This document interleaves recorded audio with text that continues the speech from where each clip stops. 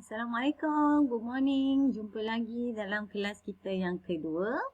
Hari ini kita nak belajar tentang kemahiran saintifik, iaitu kemahiran proses sains mengelas. Yang kedua iaitu mengelas dan mengukur menggunakan nombor. Okey, jom bersama saya lagi.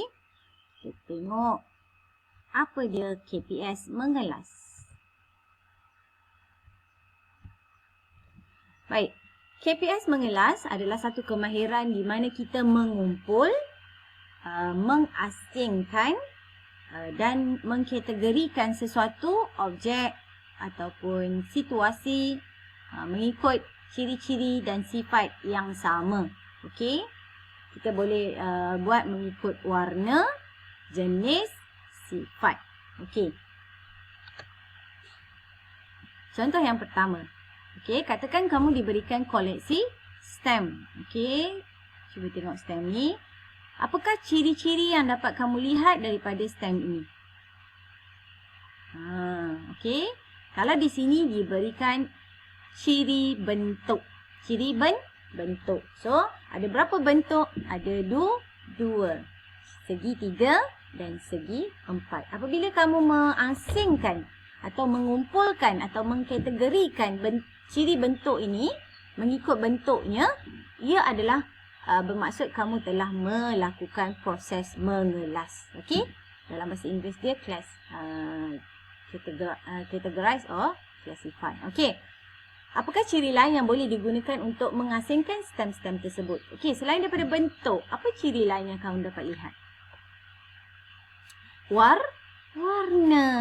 Okey, kamu dapat lihat ada warna yang berbeza di sini. Jadi, boleh gunakan ciri warna. Ada berapa warna dalam ni? Ada merah, ada hijau, ada kuning dan ada biru. Jadi, kamu boleh kelaskan kepada 4 warna, iaitu merah, hijau, kuning, biru. Okey, seterusnya mengelas berdasarkan warna. Okey, kamu lihat diberikan satu gambar ini, kemudian diminta untuk mengasingkan atau mengelaskan mengikut kumpulan tertentu. So, dia kelaskan mengikut warna. Ada berapa warna? Ada 4. Okey.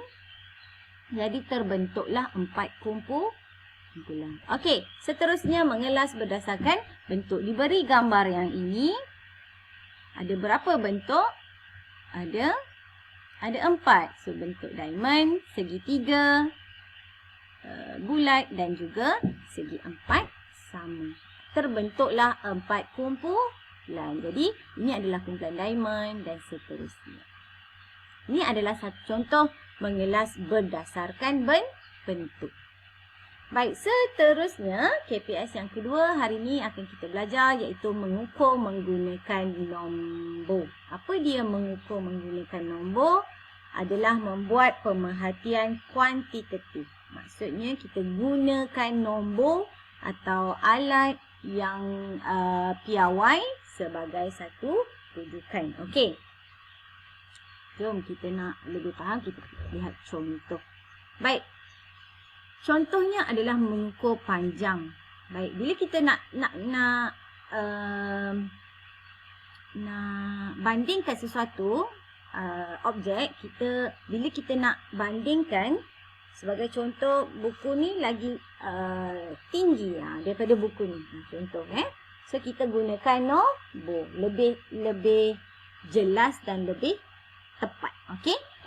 So, alat untuk mengukur panjang adalah pembaris dan pita pengukur. Dia punya unit piawai adalah sentimeter. Okey. Seterusnya, alat untuk mengukur isi padu cecair. Okey, ini biasa kita jumpa dekat makmal. So, yang pertama bika, yang kedua kelalang kun, yang ketiga silinder penyukat dan yang keempat biasa jumpa dekat dapur rumah mak awak, iaitu bekas bersenggat. Unit piawai bagi isi padu adalah mililiter. Okey. ml. Okey. Seterusnya alat mengukur jisim.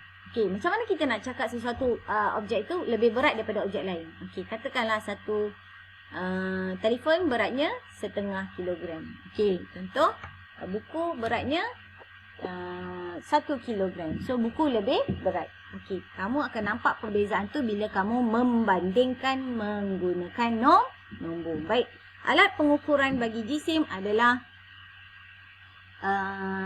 yang pertama, dia tulis alat penimbang kat sini kan. Tapi sebenarnya ini adalah neraca mampatan.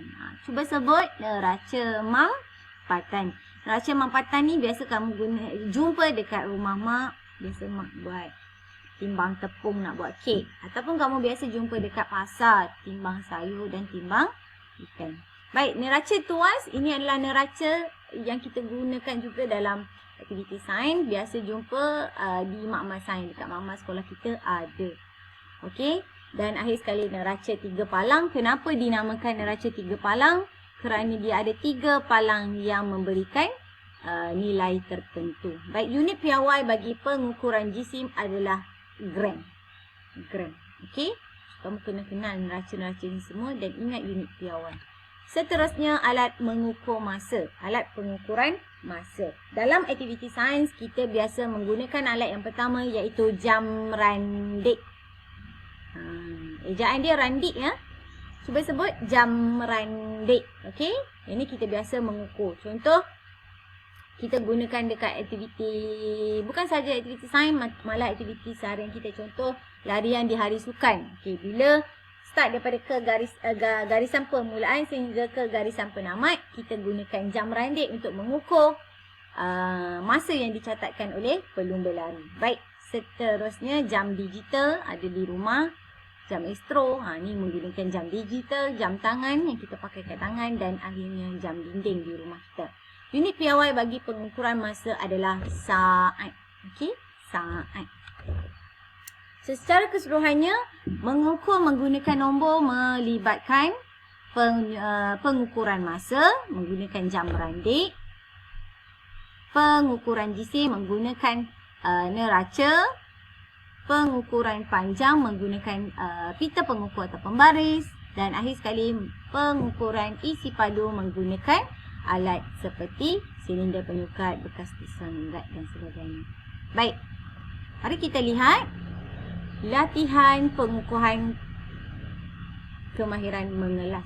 Baik, Kina dan keluarganya sedang bercuti ataupun Kina dan keluarganya bercuti di kampung. Kina memerhatikan beberapa jenis benda hidup seperti di bawah. Okey, diberikan satu gambar. Ada pokok rambutan, ada pokok pisang, ada kucing dan sebagainya.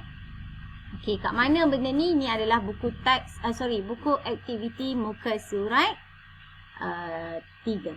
Baik, berdasarkan maklumat di atas, lengkapkan carta pengelasan di bawah. Maksudnya dia nak kamu kelaskan, kamu asingkan objek-objek dalam gambar ini kepada kumpulan tertentu. Okey, apa dia?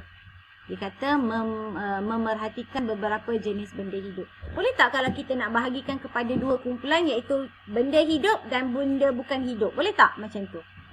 Tak boleh. Sebab apa? Pokok pisang, pokok betik, itik kambing, itu semua benda hidup. Ada tak benda bukan hidup kat sini? Tak ada kan? Semua benda hidup. Jadi kita tak boleh gunakan ciri benda hidup, benda bukan hidup. Kita kena gunakan ciri lain. Apa ciri dia? Apa dia? Ciri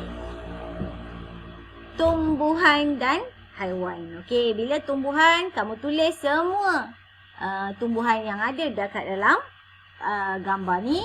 Dan dalam kumpulan haiwan, kamu tulis semua haiwan yang ada dalam gambar ni. Okey, boleh faham? Baik, seterusnya latihan mengukur menggunakan nombor. Perhatikan situasi di bawah, namakan alat dan unit piawai yang digunakan untuk mengukur dengan betul. Baik. Okey, cuba perhatikan yang pertama, iaitu gambar seorang lelaki sedang berenang dan ada seorang individu mengukur masa yang dicatatkan. Jadi dia ukur apa alat pengukuran yang digunakan? Apa dia ni? Yang ni. Ni apa alat di tangan dia ni? Okey, tulis dekat sini. Dan apa unit piawai dia? Masih ingat apa unit piawai bagi masa? Kalau tak ingat, patah balik ke video saya sebelum ni di mana saya bincang tentang pengukuran masa. Okey, situasi kedua, menimbang buku. Sebelum kita lupus, kita kena timbang buku tu. Okey, apa alat pengukuran yang digunakan untuk mengukur jisim buku ni? Ni, nampak tak ni? Tadi kita bincangkan. Yang kamu gunakan untuk sembang sayur, sembang ikan kat pasar. Okey, apakah alat unit piawai? Okey, unit piawai yang digunakan apa dia? Adakah mililiter? Adakah saat? Okey. So, yang seterusnya nombor 3, mengukur panjang sebuah bongkah kayu.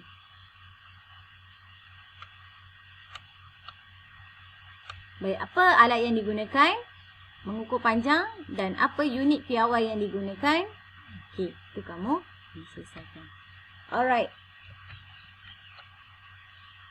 Seterusnya, mengukur panjang objek menggunakan alat dan unit piawai yang betul. Okey, diberi 4 objek. Ini adalah buku aktiviti muka surat 5. Okey. Diberi 4 objek, kamu perlu mengukur objek-objek ni. Kemudian kamu rekodkan. Okey, apa alat yang digunakan? Kamu perlu gunakan apa? Gunakan pembaris. Okey, ukur alat ni, letakkan bacaan sifar di mula ni, di titik yang awal. Kemudian kamu baca, buat pengukuran. Okey. Dan bila dah ukur, kena rekod.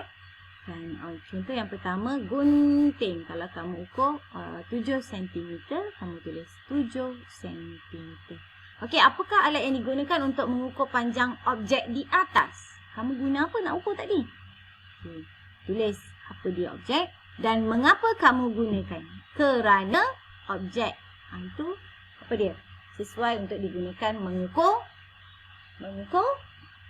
apa dia? Mengukur jisim, mengukur isi padu atau mengukur panjang. Okey.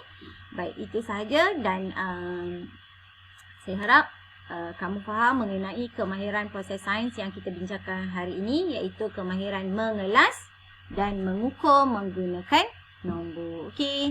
Saya janjikan setiap hari saya nak kongsi setiap PDPR saya nak kongsikan satu fakta sains kan yang daripada buku ni. Buku Teroka Sains 1. Okey.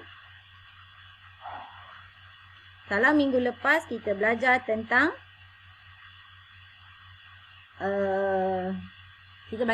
kornea, betul tak? So, minggu ni saya nak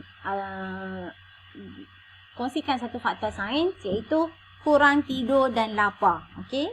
Kurang tidur dan lapar. Baik, saya akan bacakan. Kurang tidur akan menyebabkan seseorang mati lebih cepat berbanding dengan kelaparan. Kematian akan berlaku selepas 10 hari tidak tidur. Kalau kita tak tidur 10 hari, kita akan mati. Sedangkan mati akibat kelaparan mengambil masa beberapa minggu. Jadi pengajaran dia, jangan tidur lambat. Okey, tidur awal supaya kita lebih sihat. Okey, jumpa lagi. Assalamualaikum. Bye-bye.